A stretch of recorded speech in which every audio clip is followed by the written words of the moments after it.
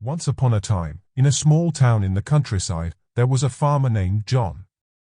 John was a kind and hard-working man who loved his job, but he had one problem: his rooster, Henry. Henry was the noisiest rooster in the world. Every morning at the crack of dawn, he would start crowing, waking up the entire town. No matter what John did, he couldn't get Henry to stop crowing. One day, John came up with an idea.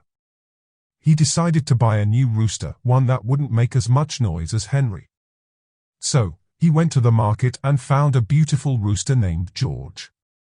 George was a quiet rooster, and John was convinced he had found the perfect solution.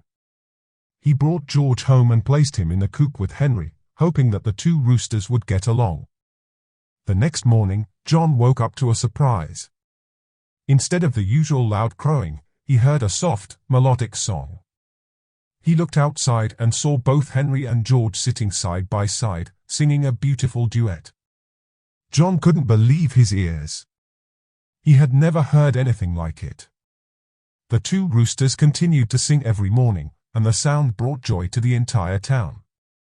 People started gathering outside John's farm every morning to hear the roosters sing. Some even brought musical instruments and played along with the roosters. Before long, the town decided to hold a concert in honor of the roosters. Musicians from all around the country came to join in the fun, and the concert was a huge success. From that day on, Henry and George became famous for their beautiful singing. They continued to sing every morning, bringing joy to the entire town. And John, who had once been frustrated with his noisy rooster, now couldn't imagine life without them. And so, the town of Cluckingham, as it was now called, became known as the happiest town in the world, all thanks to two roosters and their beautiful song.